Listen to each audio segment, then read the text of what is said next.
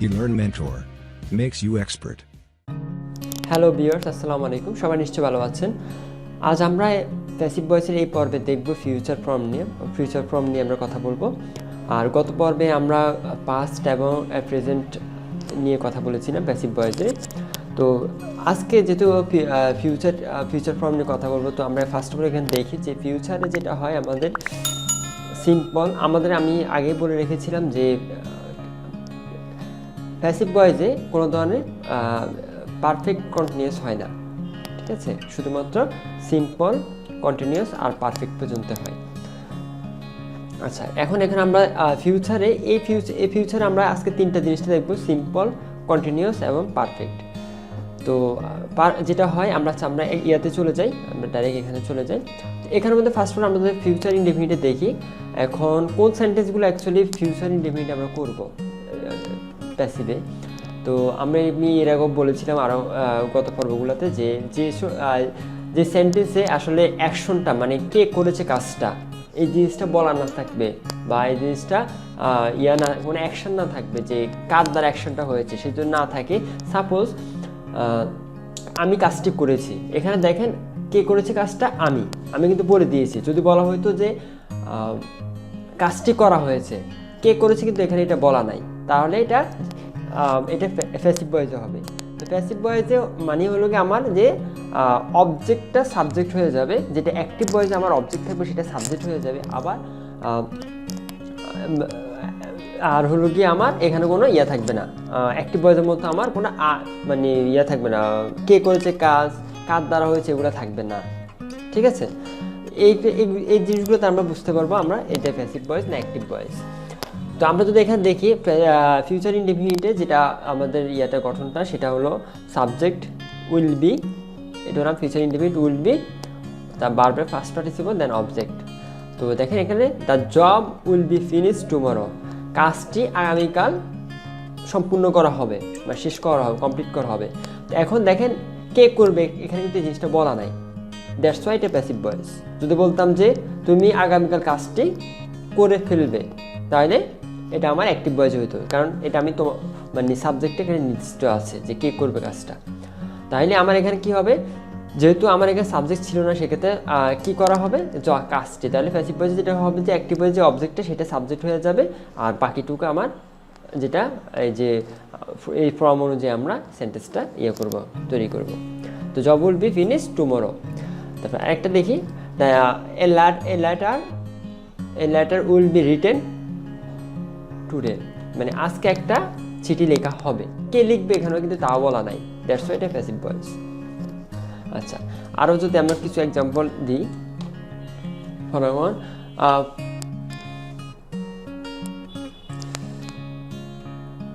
জিনিসটি লক্ষ্য করা হয়েছে, ঠিক আছে? কে করেছে এটা কিন্তু বলা নাই, তাহলে দ্য থিং বা জিনিসটি লক্ষ্য করা হবে, ওকে, যেটা আমি ফিউচারে করছি, the thing will be noticed, জিনিসটা লক্ষ্য করা হবে, কে করবে বলা নাই। তারপর যদি বলে যে সব আমগুলো খাওয়া হবে, কে খাবে এখানে বলা নাই, mangoes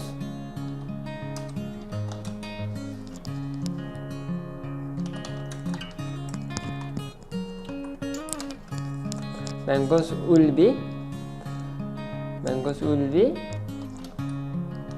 eaten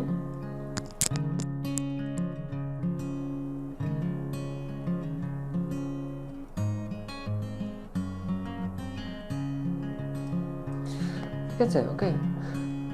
mangoes will be eaten, তাহলে আমার আমগুলো খাওয়া হবে, ঠিক আছে? তারপরে গাড়িটি চালানো হবে, বা কারটি চালানো হবে, the car will be driven,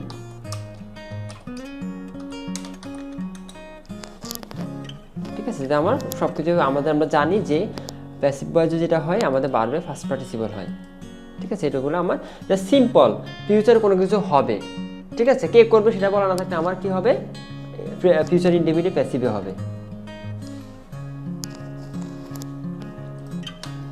আচ্ছা, আমরা যদি বলি ফিউচার কন্টিনিউয়াস, ফিউচার কন্টিনিউয়াস এখানে দেখেন এটা যদিও আমার ফিউচার, বাট এখানে উইল বা এগুলো কোনো কিছু ইউজ হবে না।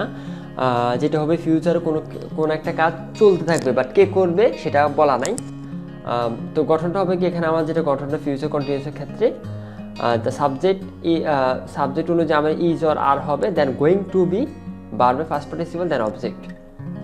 সাপোজ এখানে এক্সাম্পল দেখি আমরা, মুভি বা সিনেমাটি আমি আগামীকাল দেখতে থাকব, মানে দেখা হতে থাকবে, ঠিক আছে। The movie is going to be watch tomorrow, কে দেখবে এটা কিন্তু বলা নাই, মানে ফিউচার কোনো একটা কিছু চলতে থাকবে। দেন আরেকটা example, hopefully the phone is going to be function after fixing the problem. তাহলে এখানে কি বলা হচ্ছে যে হয়তো কেউ একজন বলতেছে যে ফোনটি কাজ করতে থাকবে, মানে প্রবলেমটা সলভ করার পরে, ঠিক আছে, প্রবলেমটা সলভ করার পরে ফোনটা কাজ করতে থাকবে, মানে তো এটা হলো কি আমার ফিউচারে আমার কোনো কিছু করতে থাকবে। তারপর আমি যদি আরেকটু এক্সাম্পল দিই যে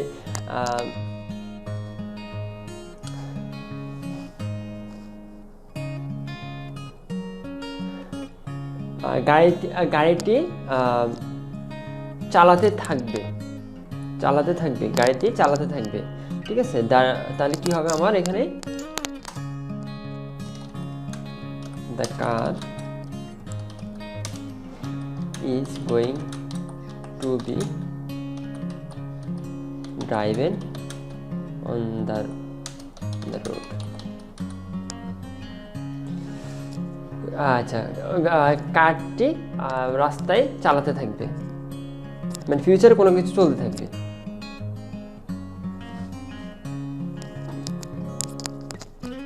দেন আমরা দেখব ফিউচার পারফেক্টে যেটা হলো ফিউচারে কোনো কিছু সম্পূর্ণ হয়ে যাবে, মানে এটা একটু জোর দিয়ে বলা, ঠিক আছে। যখন আপনি ফিউচার পারফেক্ট বলবেন, আসলে ফিউচার পারফেক্ট আর ইনডিফিনিট অলমোস্ট সেম, বাট যখন আপনি কোনো একটা কথা ফিউচার পারফেক্টে বলবেন, তার মানে বুঝতে হবে যে এটা কি হবে, এটা মানে এটা হবেই, অ্যাকচুয়ালি জোর দিয়ে বলা, কথার মধ্যে একটা জোর দিয়ে বলা।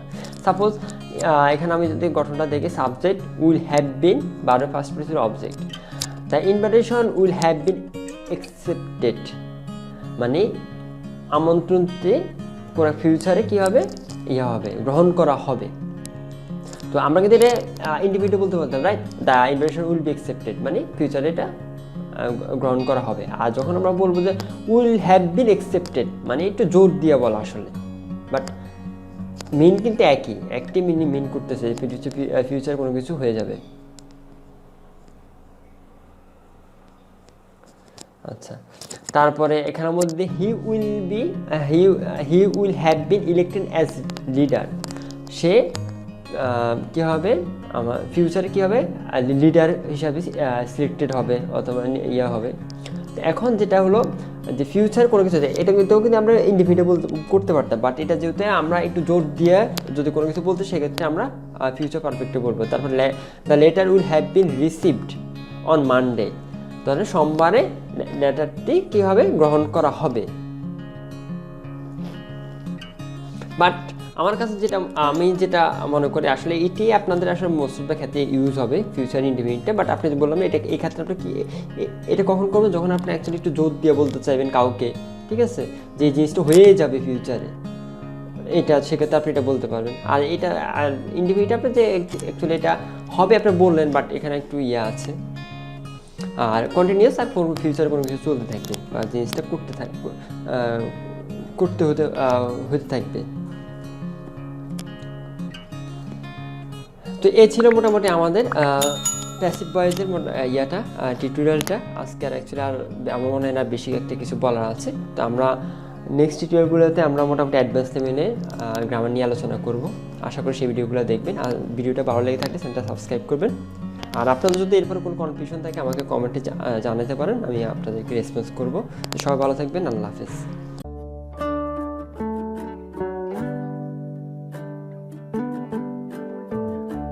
Thanks for watching. Don't forget to subscribe our channel.